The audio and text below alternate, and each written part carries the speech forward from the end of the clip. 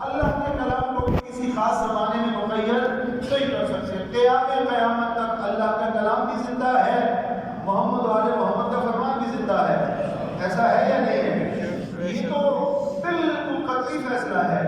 لیکن کیا میں یہ سمجھوں کہ روزے کی حالت میں چونکہ مجھے علم نہیں ہے کہ معصوم نے یہ فرمایا ہے یا نہیں, لہذا وہ حدیث ماہ رمضان کے علاوہ باقی مہینوں کے لیے ہے کہ اللہ اس شخص پر رحمتیں نازل کرے گا جس نے ہمارے امر کو زندہ کیا.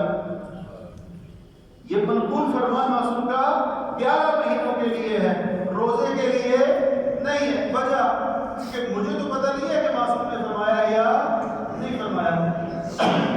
میں پھر یہ کروں گا کہ 11 مہینے تو امر اہل بیت کو زندہ کرنے کے لیے فرمان معصوم کو نقل کروں گا, لیکن ماہ رمضان میں نقل نہیں کروں گا. چونکہ اگر مجھے پتہ نہ ہو کہ معصوم نے فرمایا ہے یا نہیں اور جھوٹا قول منسوخ ہو جائے, میرا روزہ باطل ہو جائے گا. پھر وہ بات کیا ہوگی کہ قیامت تک ہر لمحے معصوم کے کلام کو زندہ سمجھنا چاہیے. اس کو کیسے حل کیا جائے؟ ہاں, یہاں پر دقت کی ضرورت ہے. بطور خاص جو میرے نوجوان عزیز بچے اور بزرگ, سوشل میڈیا کا زمانہ ہے. سوشل میڈیا میں ماہ مبارک رمضان میں ہر بندے کا ایک خاص کیفیت ہوتی ہے اور اس کو بھی سمجھنے کی ضرورت ہے. کیوں خاص کیفیت ہوتی ہے؟ اس لیے کہ آپ مسجد میں ہیں تو یقیناً اللہ کی بارگاہ میں ہیں, لیکن روزے کی حالت میں اگر آپ اپنے گھر میں بیٹھے ہوئے ہیں اور سوئے ہوئے ہیں تو بھی آپ اللہ کی بارگاہ میں ہیں. ماہ رمضان میں آپ کے سونے کو بھی عبادت قرار دیا گیا ہے, آپ کے سانس لینے کو بھی تسبیح کے طور پر ذکر کیا گیا ہے. تو سوشل میڈیا کی وجہ سے ماہ رمضان میں ایک خاص کیفیت ہے. ہر بندے کی خواہش ہوتی ہے کہ میں احادیث کو منتقل کروں, اپنے حلقہ احباب میں معصوم کے فرمان کو پہنچا دوں. یہ ہر بندے کی خواہش ہے. دوسری طرف سے مشکل ہے کہ مجھے معلوم نہیں ہے کہ یہ معصوم نے فرمایا ہے یا نہیں فرمایا. اچھا, اب اگر میں نہ جانتے ہوئے منتقل کر دوں گا اور معصوم نے سند حدیث کا پتہ نہیں ہے, رجال حدیث کا پتہ نہیں ہے, سند کو کس طرح پرکھا جاتا ہے اس کا علم نہیں ہے, ادھر سے خواہش ہے رمضان کی سعادتیں بھی سمیٹ لوں اور اس میں اپنا حصہ ڈال لوں, پھر کیا کروں؟ ہاتھ پہ ہاتھ رکھ کے بیٹھ جاؤں؟ نہیں. حدیث اگر نقل کروں گا اور معصوم نے نہیں فرمایا تو مشکل بن جائے گی. یہاں علماء فرماتے ہیں تھوڑی سی دقت کر کے آپ حدیث کو منتقل بھی کر لیں گے اور اگر سند میں کوئی مسئلہ ہوا تو آپ کے روزے پر کوئی پریشانی بھی نہیں آئے. اس قاطعیت سے نہ کہا جائے پیغمبر خاتم نے فرمایا, توجہ فرما رہے ہیں, رسول اللہ صلی اللہ علیہ وسلم نے ارشاد فرمایا, نہ کہا جائے. کیوں؟ اس لیے کہ آپ کو نہیں پتا کہ سرور کائنات نے فرمایا یا نہیں فرمایا. مولا علی شیر خدا نے ارشاد فرمایا, آپ نے آقا کو بیان کرتے ہوئے سنا نہیں سنا, سند حدیث کو سمجھا نہیں سمجھا, کیا کروں کہ یہ جو مشکل ہے اس سے بھی بچ جاؤں. یہاں پر فقہا نے فرمایا آپ یہ نہ کہیں قاطعیت سے کہ پاک پیغمبر نے فرمایا, بلکہ آپ یہ فرمائیں پاک پیغمبر صلی اللہ علیہ وآلہ وسلم سے یہ منقول ہے, یہ روایت نقل کی گئی ہے. آپ نے کوئی اضافی کام نہیں کیا, کوئی سند کی طرف آپ نے رجوع نہیں کیا. ایک جملے کا آپ نے اضافہ فرمایا ہے, منقول ہے مولا امیر کائنات سے, روایت ہے علی حیدر کرار سے, منقول ہے مولا امام حسن مجتبیٰ سے.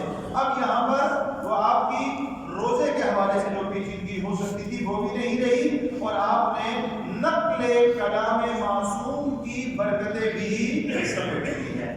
یہ سوشل میڈیا پر بچے عزیز نوجوان اگر یہ نقل حدیث کرتے ہیں تو اس ظرافت کا خیال رکھیں اور ایک جملے کا اضافہ فرما دیں تاکہ روزے کے حوالے سے کسی کی پیچیدگی سے بچ سکے. آپ ایک دفعہ صلوات پڑھیے گا محمد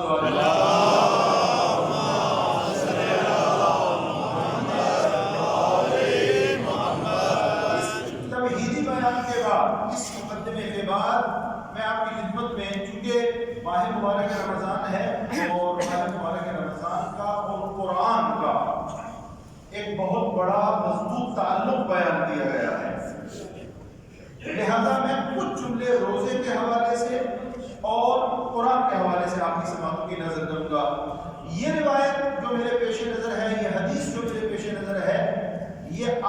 لوگ میرے آقا مولا حضرت علی بن موسیٰ رضا سے روایت کی گئی ہے.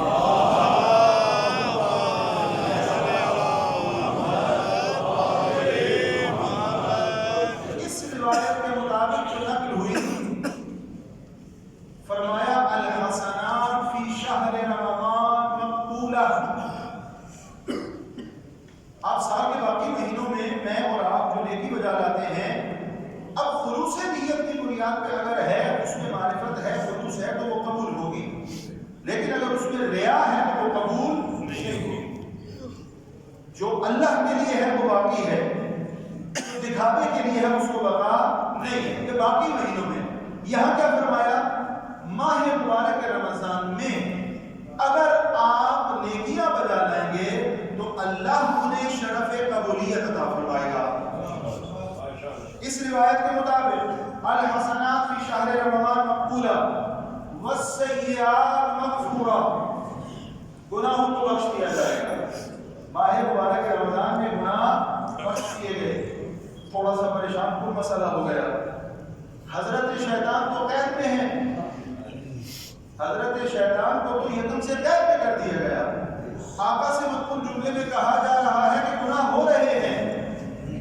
گویا آقا یہ فرما رہے ہیں اگر یہاں غلطی کرو گے، خطا کرو گے تو اپنے گناہ کا بار شیطان پہ ڈالنے کا موقع نہیں ملے گا. شیطان قید میں ہے. یہاں جو غلطی ہے، یہاں جو لفظش ہے، یہاں جو خطا ہے، یہاں جو اشتباہ ہے، یہاں جو بھول ہے، حضرت شیطان پہ نہیں ڈالا جا سکتا. یہ حضرت نادان انسان پہ ڈالا جائے گا جو اپنی نادانی میں مبتلا ہے، جو اپنی غفلت میں مبتلا ہے. یہ اس پہ وہ آئے گا. والسیئات مغفورہ، معصوم سے منقول جملہ ہے، گناہوں کو بخش دیا جائے گا. کون سے گناہ؟ کتنا کریم اللہ ہے. توجہ فرمائیں، کتنا کریم اللہ ہے.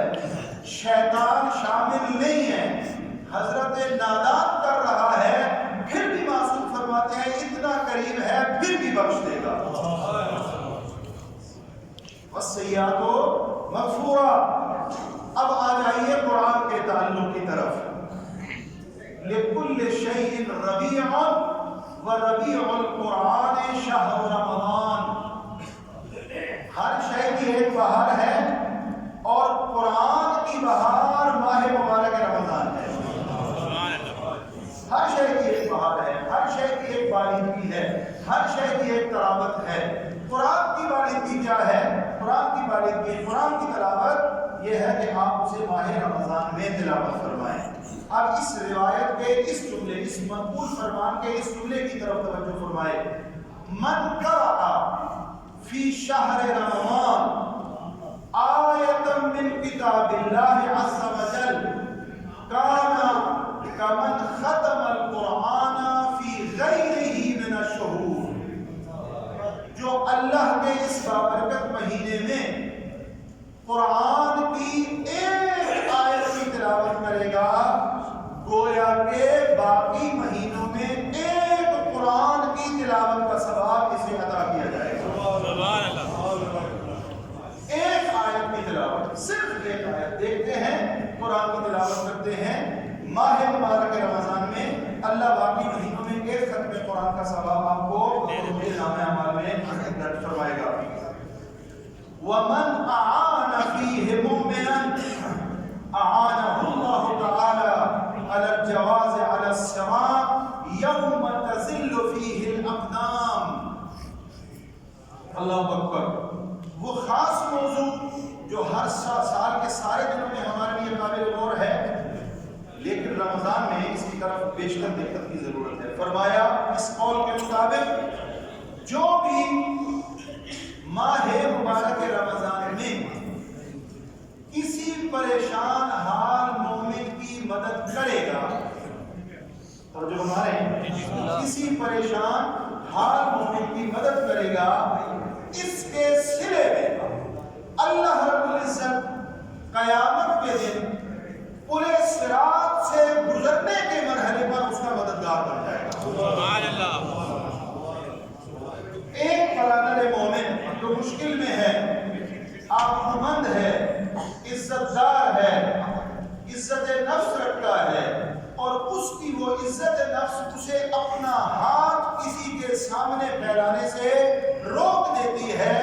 آپ اس کی عزت کی پاسداری کرتے ہوئے اگر اس کی مدد کرتے ہیں تو اس کے صلے میں قیامت کے دن پورے صراط سے گزرنے کے مرحلے میں اللہ آپ کی مدد فرمائے گا. سبحان اللہ, سبحان اللہ. کتنا بڑا مقام ہے, کتنا بڑا مرتبہ ہے. مولا امام حسن مجتبی علیہ السلام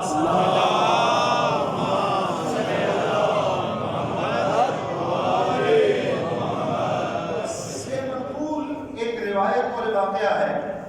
آقا سے مانگنے کوئی شخص آیا, آقا سے مانگنے کے لیے, اور اشعار بھی موجود ہیں. ابھی وقت نہیں ہے, میں کسی موقع پہ وہ عربی اشعار بھی آپ کی خدمت میں عرض کروں گا.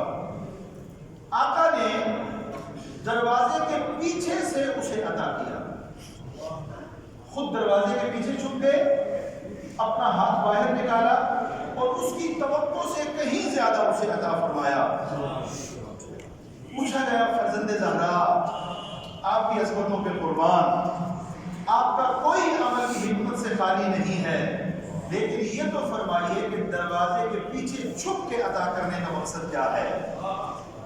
آقا نے فرمایا, اے سوال کرنے والے, جو سوال کرنے میرے پاس آیا ہے اس نے اپنی آبرو گروی رکھی ہے, اس نے اپنی عزت نفس گروی رکھی ہے, اور سوال کرتے ہوئے اس کی پیشانی پہ جو ندامت کہہ لیجیے یا جو قطرے آئے ہیں, میں کریم اہل بیت اس کی پیشانی پہ آئے ہوئے ان قطروں کو دیکھ کے شرم محسوس کرتا ہوں.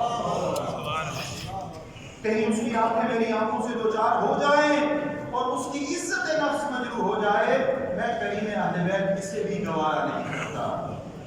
من اعان فیہ, جو مومن کا مددگار بنے گا قیامت کے دن پورے صراط پر اللہ اس کا مددگار بنے گا. توجہ چاہوں گا, بولا امام علی بن موسیٰ رضا سے منقول جملے عرض کر رہا ہوں.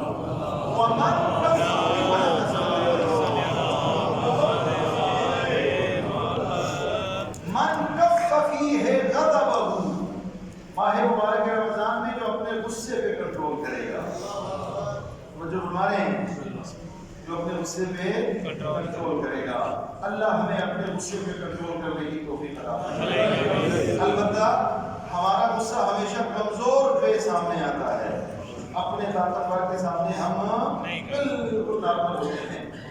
اس ماہ رمضان میں من کف فیہ غضبہ, جو اپنے غصے کو کنٹرول کرے گا, کف اللہ عنہ غضبہ یوم القیامہ عند الحساب والمیزان.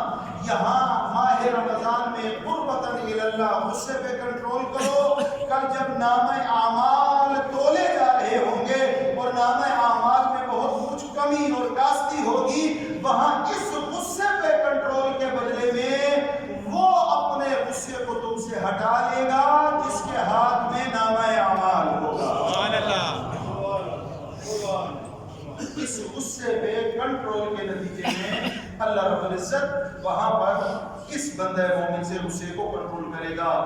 کلام طولانی ہے, میں یہاں پہلے خطبے کے حوالے سے اس پر اکتفا کرتا ہوں. اللہ رب العزت سے دعا ہے کہ ہم سب کو دامن قرآن, دامن محمد و آل محمد علیہ السلام سے متمسک رہنے کی توفیق عطا فرمائے, تعلیمات محمد و آل محمد پر عمل پیرا ہونے کی توفیق عطا فرمائے.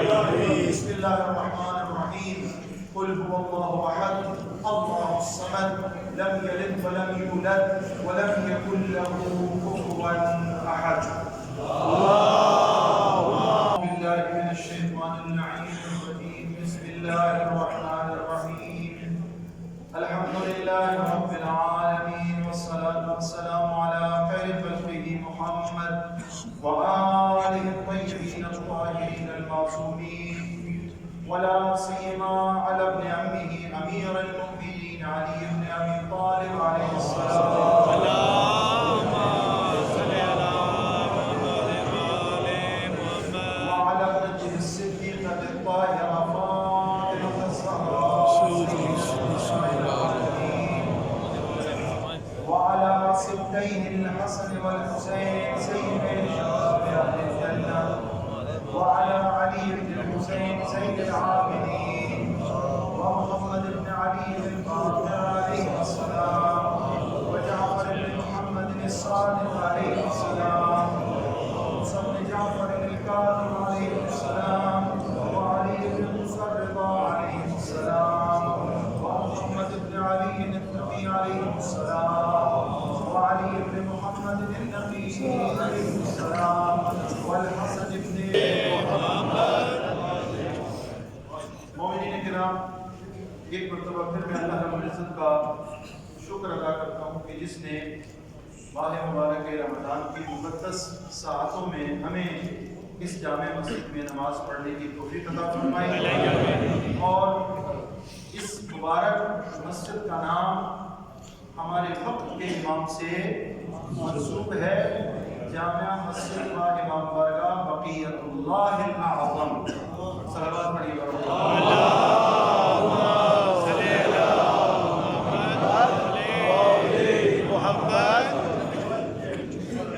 ہر امام کا ہماری گردن پر حق ہے، بے شک ہم ہر امام کی نسبت موظف ہیں، ہر امام ہماری گردن پر حق رکھتے ہیں، لیکن ہمارے وقت کا امام ہونے کے لحاظ سے سب سے زیادہ حق جو ہے وہ ہمارے اس امام کا ہے جو پردہ غیبت میں ہے، اور اس حق کا اور اس امام کے غلام ہونے کا تقاضا یہ ہے کہ ہماری خلوت و جلوت اللہ کے ذکر کے بعد، محمد رسول اللہ صلی اللہ علیہ وآلہ وسلم کے ذکر کے بعد سب سے زیادہ جس ذکر سے آراستہ ہو وہ ہمارے وقت کے اسی امام کا ذکر ہے۔ اور انتہائی معذرت کے ساتھ میں عرض کروں گا، وقت کا امام ہونے کے ناطے اس امام کا ذکر کثرت سے ہونا چاہیے تھا، لیکن افسوس سے کہنا پڑتا ہے کہ کثرت تو دور کی بات، سرے سے اس امام کا ذکر ہوتا ہی نہیں، اور بہت ساری چیزیں جس سے سوال ہوگا ان میں سے ایک چیز جس پر سوال کیا جائے گا وہ یہ ہے کہ اپنے وقت کے امام سے آپ کا تعلق کیسا تھا، آپ کا اپنے امام وقت کے ساتھ تعلق مضبوط تھا یا مضبوط نہیں ہے۔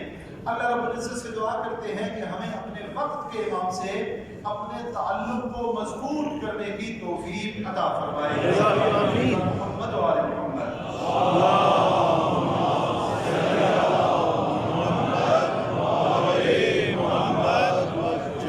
ایک مناسبت جو ابھی گزری اور ایک مناسبت جو پیش نظر ہے آنے والی ہے، وہ مناسبت جو گزر چکی وہ 10 ماہ رمضان اس بی بی کا شہادت کا دن ہے کہ جس نے اس وقت اسلام پر سب کچھ قربان کر دیا جب اسلام کے پاس کچھ بھی نہ تھا۔ ام المؤمنین حضرت خدیجہ الکبریٰ علیہ السلام،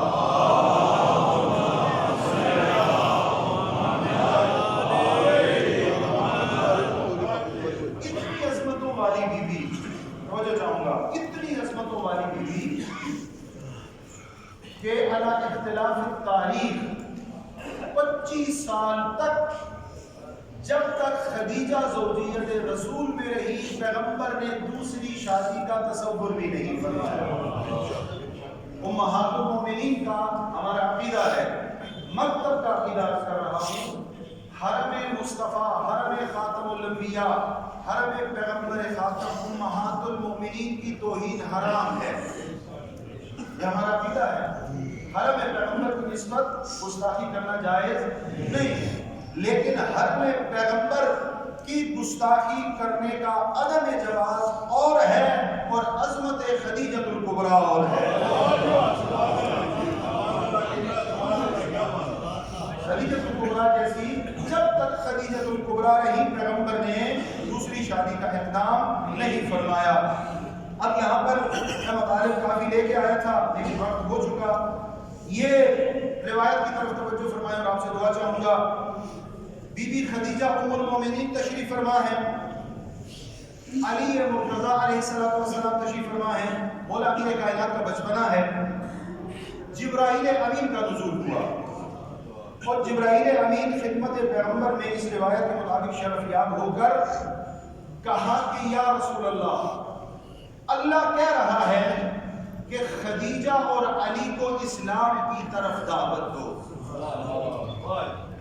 مولا میرے کائنات کا بچپنا ہے، بچپنا یعنی مکلف نہیں ہے ظاہری معنی میں، ٹھیک ہے، ظاہر روایت کی بنیاد پر کہ آپ خدیجہ کو اور علی کو اسلام کی دعوت دو.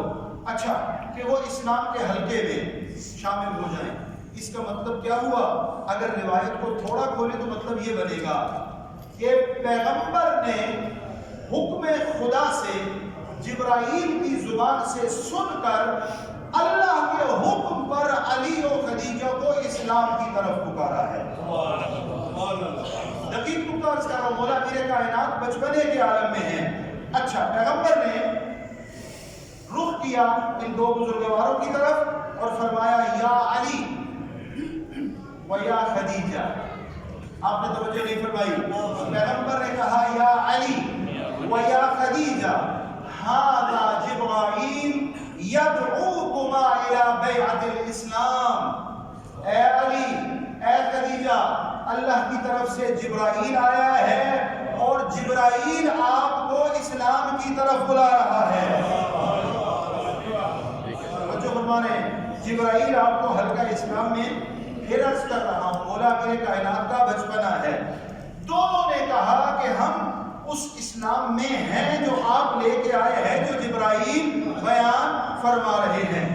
اس کے بعد یہ ارشاد فرمایا پیغمبر نے حضرت امیر کائنات کو اور حضرت خدیجہ کو مخاطب کرتے ہوئے یہ فرمایا، اے خدیجہ آپ جبرائیل کا پیغام میری زبان سے سن چکی، آپ نے بیعت اسلام میرے ہاتھوں پر کر لی.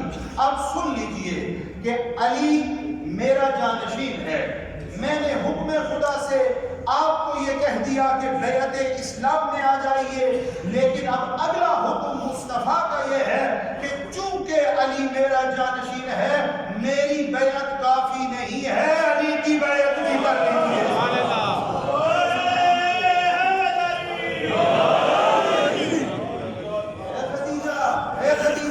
اے خدیجہ یہ بیعت، اور یہی تو ہم کہتے ہیں، یہی تو ہمارا دعویٰ ہے کہ کوئی بھی چیز اس طرح اسلام میں مخاطب قرار نہیں دی گئی جس طرح علی حیدر کرار کی ولایت کا حکم دیا گیا. اب جب کہ میرے ساتھ بیعت کر چکی ہیں، اب آپ علی کے ساتھ بھی بیعت فرمائیے. اور خدیجہ نے ہاتھ بڑھا کر علی کی یعنی وہ معنوی اعتبار سے علی کی بیعت کی وسیع مصطفیٰ کے طور پر. اللہ رب العزت سے دعا ہے کہ ہم سب کو دامن قرآن اور دامن اہل بیت سے متمسک رہنے کی توفیق عطا فرمائے. اللہم صل علی محمد و آل محمد. بسم اللہ الرحمن الرحیم. والعصر ان الانسان لفی خسر الا الذین آمنوا وعملوا الصالحات وتواصوا بالحق وتواصوا بالصبر.